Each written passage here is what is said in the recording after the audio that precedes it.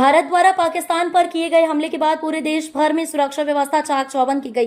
चप्पे चप्पे पर पुलिस और खुफिया विभागों के जवानों को तैनात किया गया है। इसके साथ ही इंदौर शहर के महत्वपूर्ण स्थानों पर बम डॉग स्क्वाड द्वारा चेकिंग शुरू की गई है। आपको बता दें कि भारत में इसके कश्मीर में 22 अप्रैल को पहलगाम में आतंकवादी घटना सामने आई थी, जिसमें 26 लोगों की जान चली गई थी। उसके बाद भारत ने पाकिस्तान पर कई प्रकार के प्रतिबंध लगाए। उसके बाद भारत ने पाकिस्तान में घुसकर एयर स्ट्राइक की और कई आतंकवादी ठिकानों को तबाह कर दिया गया।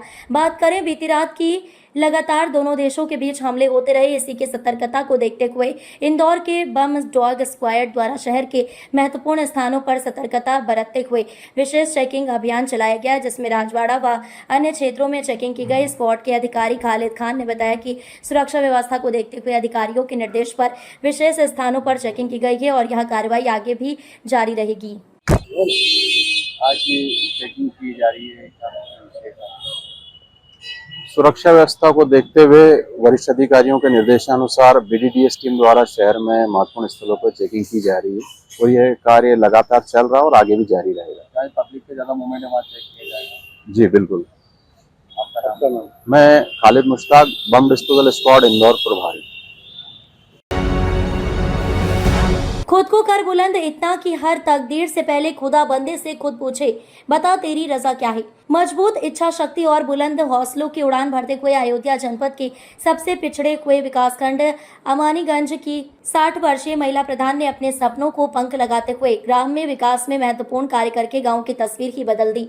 बात अमानीगंज विकासखंड की ग्राम पंचायत पकड़पुर की है, जहां की महिला ग्राम प्रधान श्रीमती मीना पत्नी जंगली प्रसाद ने बहुत ही सराहनीय कार्य करते हुए अन्य गाँव के लिए एक मिसाल पेश की है। पकड़पुर में ग्राम पंचायत ने जहां अपने 4 वर्ष के कार्यकाल में लगभग 250 मनरेगा मानव दिवसों का सृजन करते हुए लोगों को रोजगार उपलब्ध कराने का कार्य किया है, तो वहीं गांव में लगभग 500 मीटर पक्की नालियों का निर्माण करके जल निकासी के लिए उनके ऊपर ढक्कन लगा दिए गए हैं। स्वच्छ भारत मिशन योजना के अंतर्गत 317 परिवारों को शौचालय प्रदान किया गया है। ग्राम पंचायत में 255 मीटर इंटरलॉकिंग युक्त सड़कें बनाकर आवागमन को सुगम बनाने का प्रयास किया गया है।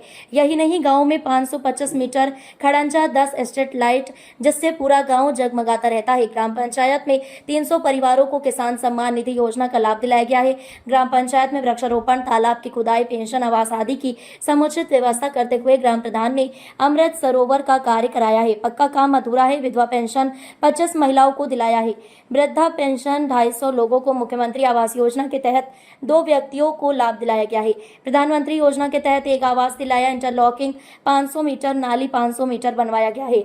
चौकी 50 बनवाया है। आरआरसी सेंटर 1 बनवाया है। प्राथमिक विद्यालय में टाइल्स और दिव्यांग शौचालय पुताई का भी काम करवाया। पंचायत सचिव प्रवीण कुमार, रोजगार सेवक की नियुक्ति नहीं है। शिक्षा सड़क खड़ंजा की मरम्मत, 3 इंटरलॉकिंग चेक रोड की पिटाई 1000 में करवाया है। प्रधान प्रतिनिधि जंगली प्रसाद ने बताया कि यही सबसे बड़ा मेरा काम है, जिससे लोगों को पीने के लिए स्वच्छ जल घर घर सप्लाई के माध्यम से प्राप्त हो सके। गांव में लगे 17 इंडिया मार्क 2 हैंडपंप के पानी को जल संचय योजना के साथ जोड़ते हुए सोख्ता बनवा है। महीने में 2 बार बैठक कर जनता की समस्या का समाधान भी कराया जाता है और मैं अपनी ग्राम पंचायत की सम्मानित जनता को हार्दिक स्वागत, वंदन, अभिनंदन करता हूँ और आशीर्वाद की कामना करता हूँ। मैं हूं दौल बहादुर पांडे। आप देख रहे हैं शहर क्राइम न्यूज़ चैनल। हम इस समय के विकासखंड अमानीगंज के ग्राम पंचायत पाकड़पुर पहुंचे हैं। वहां के प्रधान प्रतिनिधि जंगली प्रसाद से बात करते हैं कि ग्राम पंचायत में कौन कौन सा विकास काम करवाया है। प्रधान जी, आपका क्या नाम है? जंगली प्रसाद। जंगली प्रसाद। कौन सी ग्राम पंचायत है? ग्राम पंचायत पाकड़पुर। पाकड़पुर। सरकार की तमाम महत्वाकांक्षी योजनाएं चल रही हैं। कौन कौन से काम आपने अपनी ग्राम पंचायत में करवाया है? विधवा पेंशन कराया, विकलांग पेंशन कराया, वृद्धा पेंशन कराया, चक्रोड पटवाया, नाली बनवाया, खड़ंजा लगवाया, इंटरलॉकिंग कराया, तमाम विकास योजनाएं, मुख्यमंत्री आवास 2 ठोक दिलवाया। ये सब चल रहा है। ये चल रहा है। और अपनी ग्राम पंचायत में कौन सा विकास काम करवाना चाहते हैं और सरकार से क्या मांग चाहते हैं? हमारे ग्राम पंचायत में प्रधानमंत्री आवास की आवश्यकता बहुत जरूरी है। आवश्यकता है प्रधानमंत्री आवास की। और क्या पंचायत भवन, बारात घर भी आपके ग्राम पंचायत में बना है? पंचायत भवन है, बारात घर नहीं है। बारात घर नहीं है जी।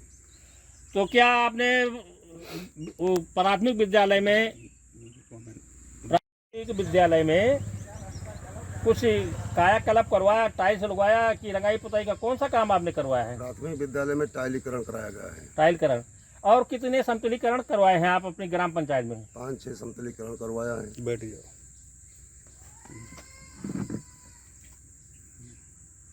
और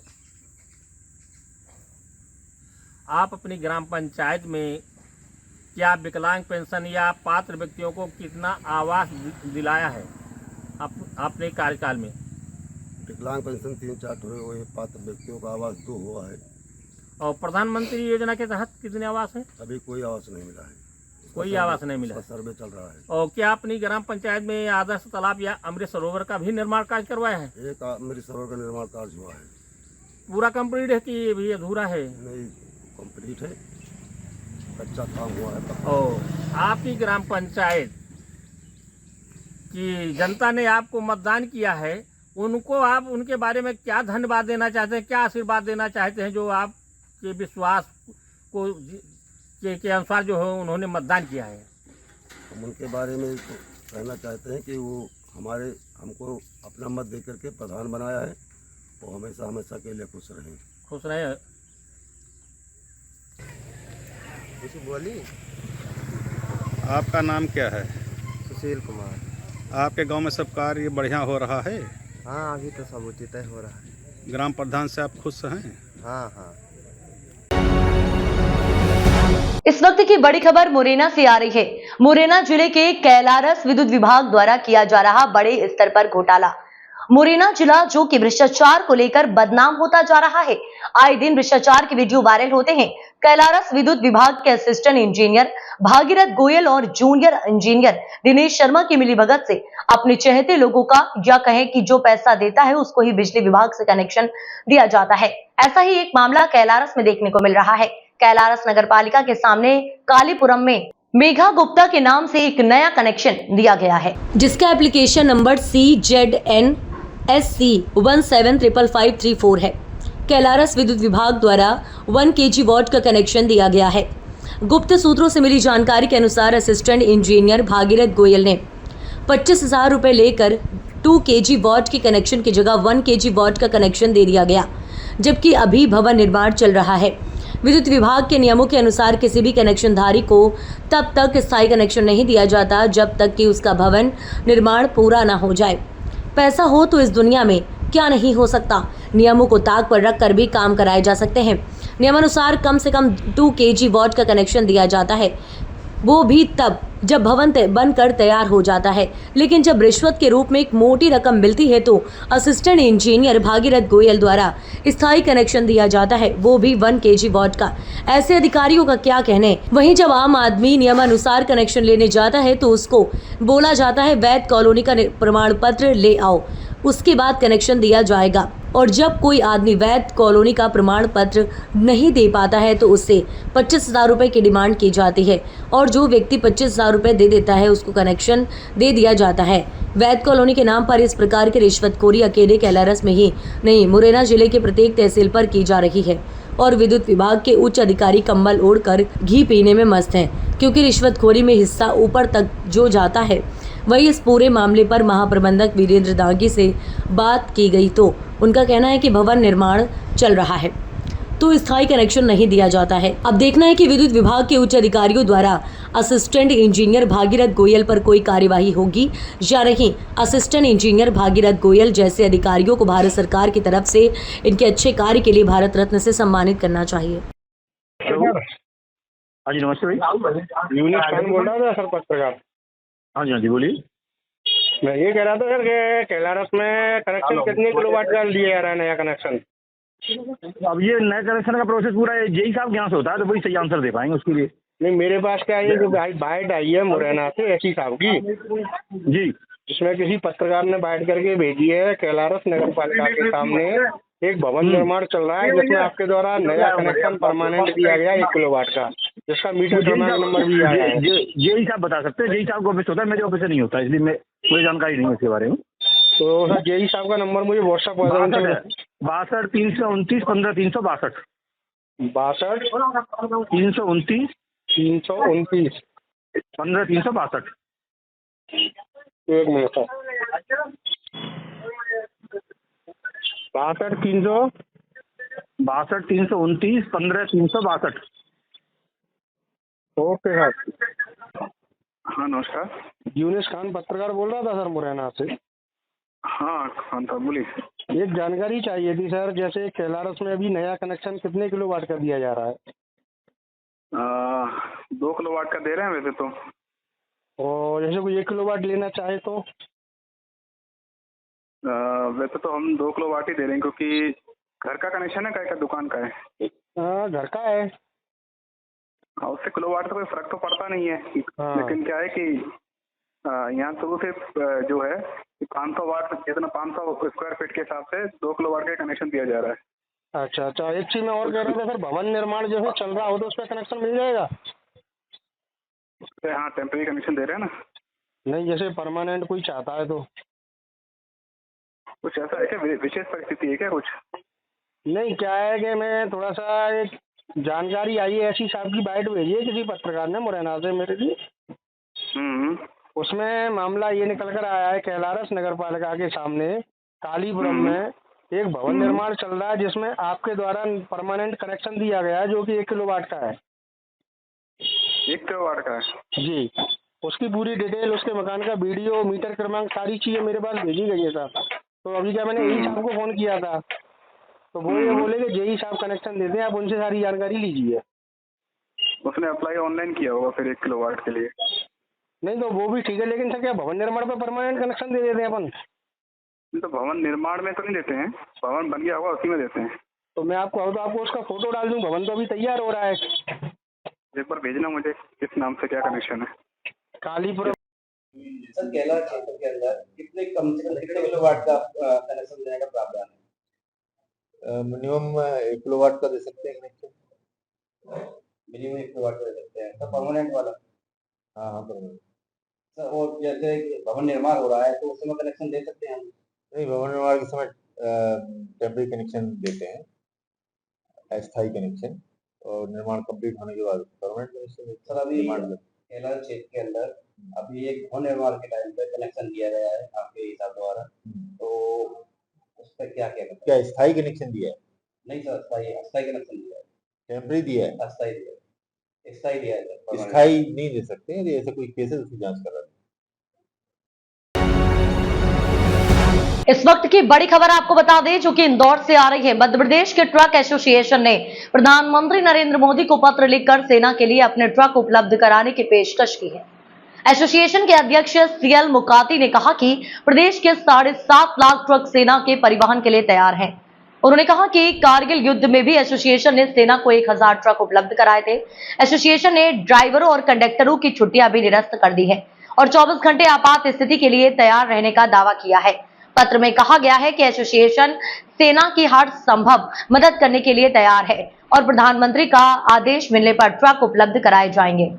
जिस तरह से हमारे माननीय प्रधानमंत्री मोदी ने ऑपरेशन सिंदूर किया है और पहलगाम पर कायराना हमला करने वाले आतंकवादी और पाकिस्तान सेना के ऊपर से पाकिस्तान में घुसकर जवाब दिया है, उसके लिए हम पहले तो उनको धन्यवाद देते हैं, हमारी सेना को भी सलाम करते हैं। और देश की आन बान शान और हमारी माँ बहन और बेटियों के सिंदूर की रक्षा करने के लिए प्रधानमंत्री जी, हमारी सेना तत्पर खड़ी हुई है और जवाब दे रही है। उसी के तारतम्य में हमने भी प्रधानमंत्री जी का, हमारी सेना का साथ देने के लिए, देश का साथ देने के लिए, देश की आन बान शान के लिए मध्य प्रदेश के 7.5 लाख ट्रक, उनके लिए हमने निःशुल्क सेवा देने के लिए हमने हमारी सभी ड्राइवर भाइयों को बोला कि 24 घंटे वो गाड़ी पर रहे। हमारे वाहन मालिक और चालक भाई भी तैयार हैं देश की सेवा करने के लिए और सेना का माल परिवहन करने के लिए। जहाँ पर हमें आदेश मिलेगा, जहाँ हमें सूचना मिलेगी, वहाँ हमारे ट्रक भेजेंगे और निःशुल्क हम ये सेवा देश के लिए करेंगे और हमारी जो है आन बान शान देश के लिए हम कंधे से कंधा मिलाकर प्रधानमंत्री के साथ खड़े हैं।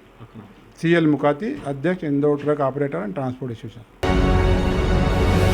इंदौर में आज से 3 दिवसीय मैंगो जत्रा का आयोजन इंदौर के ढक्कन वाला कुआं स्थित ग्रामीण हाट बाजार में किया गया, जिसमें रत्नागिरी, कोंकण, देवगढ़ और अन्य जिलों से आए आम उत्पादकों ने हापुस आम के स्टॉल लगाए। इन आम को खरीदने के लिए दूर दूर से आम के शौकीन मैंगो जत्रा में पहुंच रहे हैं। मैंगो जत्रा का शुभारंभ महामंडलेश्वर श्री दादू महाराज राष्ट्रीय स्वयंसेवक संघ प्रांत सह संपर्क प्रमुख विनय पिखंटे, मराठी साहित्य अकादमी भोपाल के निर्देशक संतोष घोटबोले और उद्यमी राकेश रत्न पारखे के विशेष आतिथ्य में किया गया।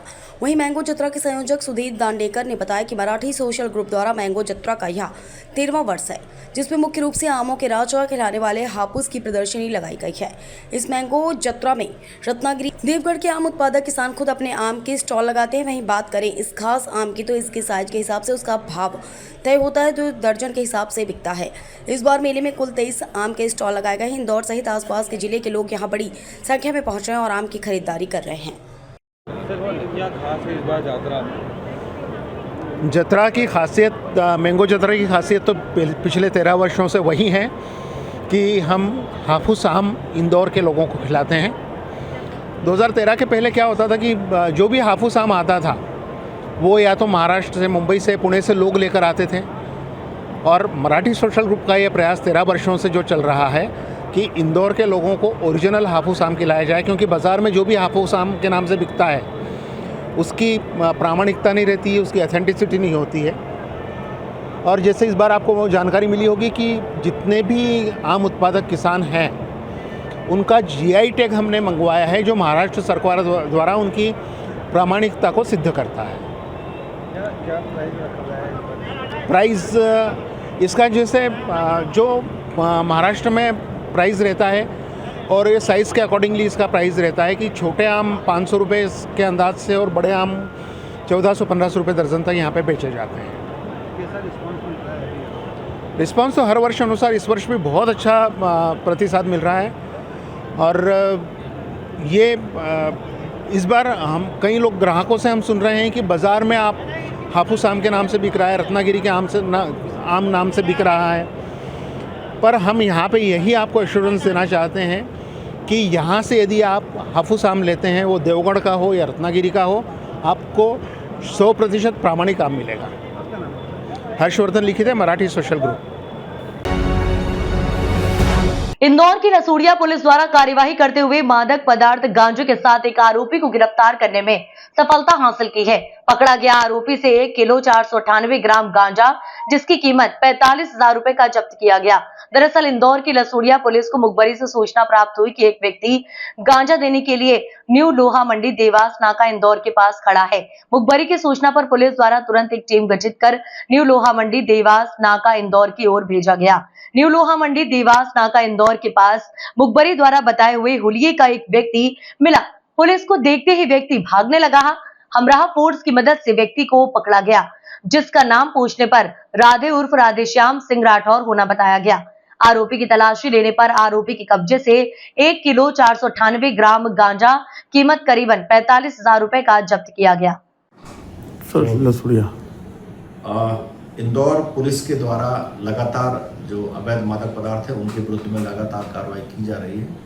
थाना लसूड़िया के अंतर्गत जो लोहा मंडी है वहाँ पर ये सूचना मिली थी कि कोई व्यक्ति है जो वहाँ गांजा बेचने की फिराक में घूम रहा है। जब उसको चेक किया गया है तो उसके पास उसका जो नाम है वो राधे और राधेश्याम, जो वहीं बजरंगनगर काकड़ का रहने वाला था, और उसके कब्जे से लगभग 1.5 किलो के आसपास गांजा पकड़ा गया है। पुलिस ने इस मामले में 8/20 NDPS की तहत कार्रवाई की है और इससे भी और पूछताछ की जा रही है।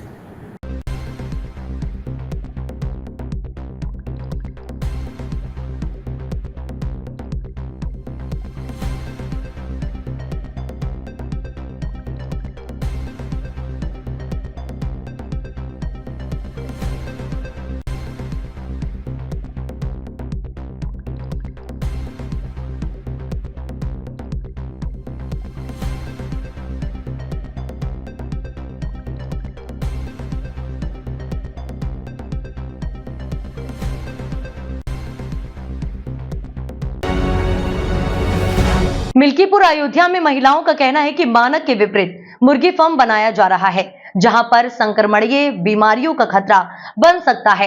रात दिन बन रहा है मुर्गी फार्म के खिलाफ उप जिलाधिकारी मिल्कीपुर सुधीर कुमार को दूसरी बार प्रार्थना पत्र देकर न्याय की मांग की है।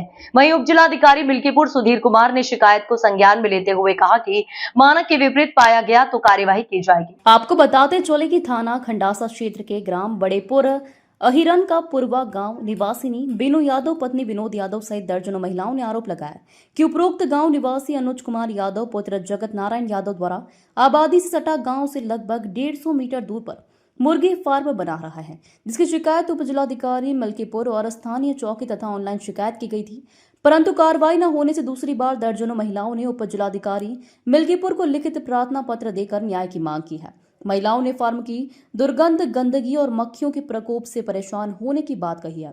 बिन्नू यादव के साथ ललिता, रंजना, मधुरानी देवी, शेष कुमारी, अनीता, माधुरी आदि सैकड़ों महिलाएं मौजूद रही। क्या नाम है आपका? बीनू नाम है मेरा। ग्राम पंचायत आपका कौन सा? घोड़ेपुर।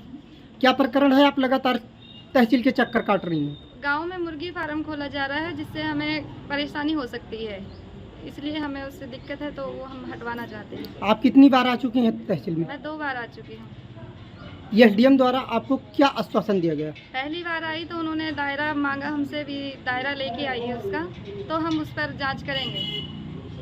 और दूसरी बार उन्होंने ये कहा कि जैसे अगर ये मैंने सारी जांच उनको पकड़ा दी और वो 200 के मीटर में आ रहा है, फिर भी उसमें जांच नहीं हो रही है फिलहाल तो, लेकिन अभी फिर दोबारा उन्होंने कहा है कि भेजा जाएगा, नेकपाल द्वारा जांच की जाएगी, नापा जाएगा, तो उसी के बाद ही हम कुछ कर सकते हैं। तहसील से क्या कोई आला अधिकारी गया था? जी, तहसील से अभी तक कोई नहीं गया। ओके। चौकी से आए थे, 2 अधिकारी चौकी से आए, लेकिन उन्होंने अपनी गाड़ी से नापा, वो भी उल्टा सीधा नापा, सीधा सीधा नहीं नापा, और उल्टा सीधा नापने के बावजूद 200 मीटर के दायरे पे आया है वो। अगर सीधा नापा जाए तो 150 पे होगा।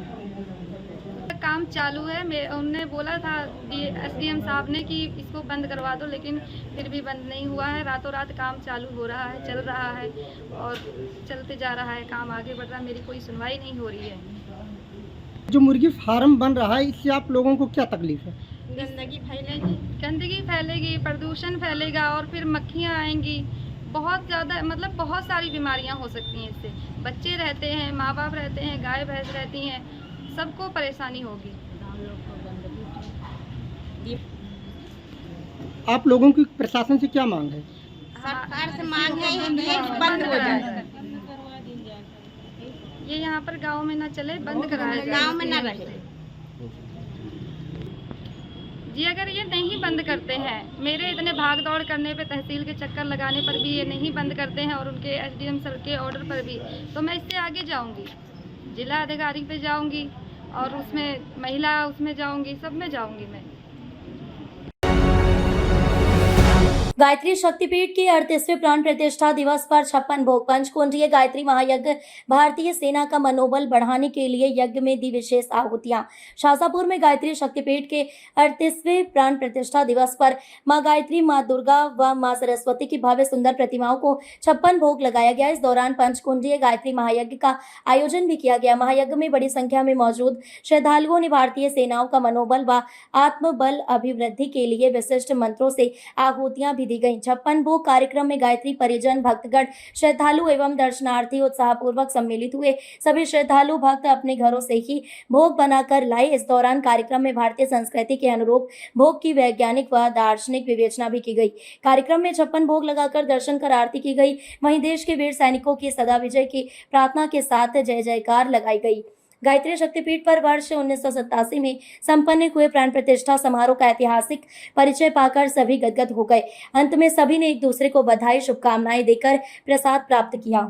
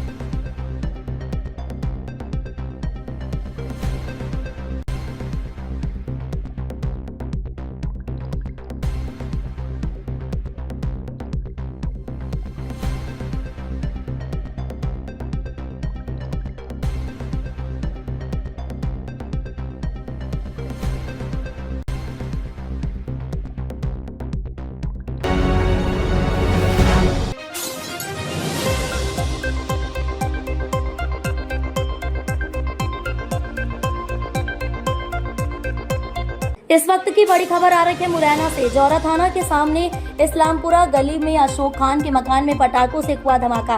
मुरैना जिले के जौरा थाना क्षेत्र में थाना जौरा की नाक के सामने पटाखों का हुआ बड़ा धमाका। एक मकान पूरी तरह हुआ धराशायी। आसपास के मकानों में आई दरारें। धमाका इतना जबरदस्त था कि आसपास रहने वाले लोगों में दहशत फैल गई और अफरा तफरी में लोग अपने घरों से निकलकर भागने लगे। धमाके की आवाज करीब किलोमीटर दूर तक सुनाई दी और मकान के क्षतिग्रस्त टुकड़े बहुत दूर तक जाकर गिरे। वहीं जौरा पुलिस को अशोक खान के भाई शकील मंसूरी के घर पटाखों से भरे 2 बैग भी मिले हैं। भारत पाकिस्तान युद्ध को देखते हुए लोगों में डर का माहौल बन गया। लोगों को लगा पाकिस्तान से कोई मिसाइल या बम गिरा है जिससे ये धमाका हुआ है। जब कुछ देर बाद धमाके का धुआं शांत हुआ तब लोगों ने देखा, तब पता चला कि पटाखे का स्टॉक रखा हुआ था जिससे ये धमाका हुआ है। जौरा थाने के सामने वाली गली जिसमें 5 से 6 मकान हैं, वो हमेशा से ही पटाखों का कारोबार करते आ रहे हैं, जिसमें हर साल विस्फोट होते आ रहे हैं, जिसमें पहले कई लोगों की जान जा चुकी है। ऐसा ही एक धमाका पिछले साल हुआ था जिसमें कई मकान क्षतिग्रस्त हो गए थे। आए दिन ऐसे धमाके हो रहे हैं। उसके बाद भी प्रशासन की तरफ से कभी ठोस कार्रवाई देखने को नहीं मिली। पटाखे बनाने वालों के पास ना तो कोई लाइसेंस है ना कोई रजिस्ट्रेशन है। उसके बाद भी पटाखे माफिया प्रशासन को चुनौती देते नजर आ रहे हैं। आसपास रहने वाले मोहल्ले वालों का कहना है कि आए दिन ऐसे धमाके होते हैं, हमेशा जान जोखिम में डालकर रहना पड़ता है। कई लोगों को बताया कि हमने कई बार पुलिस से शिकायत भी की है पर कोई कार्रवाई नहीं होती। अब देखना यह है कि पुलिस प्रशासन आज हुए धमाके को लेकर किस प्रकार की कार्रवाई करती है। इन पटाखे माफियाओं को बस्ती बाहर पटाखों का स्टॉक रखना चाहिए जिससे लोगों को अपने घरों में सुरक्षित माहौल मिल सके। और एक मकान में विस्फोट हुआ था, जो आए तो देखा कि प्रथम दृष्टया मतलब पटाखों के कारण प्रतीत होता है। अभी सर कितना क्या नुकसान हुआ है इसमें? नहीं, कोई जनहानि तो नहीं हुई प्रथम दृष्टया, और चेक भी कराया गया तो वो जनहानि नहीं हुई। और जो अंदर नुकसान है फिर उसका आकलन कराएंगे, राजस्व का जो भी मतलब है नियम इसके अनुसार मुआवजा दिया। सर जिसके घर में धमाका हुआ है क्या उसमें पटाखे बनाने का लाइसेंस मिला है सर? अभी तो चूँकि नहीं पता कि उसके पास लाइसेंस था या नहीं। वैसे तो शायद यहाँ पे किसी के पास लाइसेंस नहीं है और ये कोई अशोका पुत्र गरीबा का मकान है, तो इसकी जानकारी और प्राप्त करते हैं। जौरा थाना के अंतर्गत इस्लामपुरा है। यहाँ पर अशोक खां पिता गरीब खां के मकान में सामने जो छत के ऊपर विस्फोट हुआ है जिससे छत का छज्जा गिर गया है और कोई जनहानि नहीं हुई है। किसकी वजह से सर विस्फोट हुआ है? प्रथम दृष्टया पटाखों के खोखे दिख रहे हैं, तो मुख्यतः ये है कि पटाखों के कारण ही विस्फोट हुआ है। सर सबसे बड़ा सवाल खड़ा होता है, थाने के बगल से पटाखों से विस्फोट होता है, सर पुलिस की ऐसे में क्या करना है? पुलिस के द्वारा समय समय पर कार्रवाई की जाती है। पिछली बार भी इनके विरुद्ध कार्रवाई की गई थी। सर हर साल कहीं ना कहीं पूरे गली मोहल्ले वाले रहने वाले पड़ोसी भी परेशान है। हर साल 6 महीने में कोई ना कोई धमाका होता है और ये कार्रवाई लगातार क्यों नहीं चल पा रही है ऐसे लोगों के खिलाफ? नहीं, लगातार चलती सतत रूप से कार्रवाई की जाती है। जैसे अभी शादियों का सीज़न चल रहा है, इसमें भी पुलिस के द्वारा कार्रवाई की जाती है जो भी स्टॉकिस्ट रहता है। और हमारी जनता से भी गुजारिश है कि वो हमारे एक गुप्त रूप से गोपनीय शिकायत भी कर सकते हैं कि इस मकान में पटाखे विक्रेता बेचा जाता है, तो पुलिस उसके द्वारा कार्रवाई की जाएगी। सर ऐसा कोई गुप्त नंबर जारी किया है मुरैना पुलिस ने? नहीं, गुप्त नंबर की बात नहीं होती है। इसमें क्या होता है कि थाना प्रभारी, एसडीओपी और एसडीएम साहब सभी के नंबर दिए गए हैं। इसमें आपका नाम गोपनीय रखा जाएगा, आप हमें शिकायत कर सकते हैं। सर जिसके बाद धमाका हुआ है क्या उस पर पटाखे बनाने का लाइसेंस मिला है? अभी एसडीएम साहब से इसकी जानकारी ली जाएगी और देखा जाएगा इसके खिलाफ इसके पास लाइसेंस है कि नहीं है। क्या कुछ सर इसमें कार्रवाई की जाएगी? अब देखते हैं, प्रथम दृष्टया तो देख लेते हैं कि नुकसान क्या क्या हुआ है, ठीक है, और विस्फोट का क्या कारण है, एक्चुअल कारण है, उसको देखेंगे। उसके बाद फिर अग्रिम कार्रवाई की जाएगी।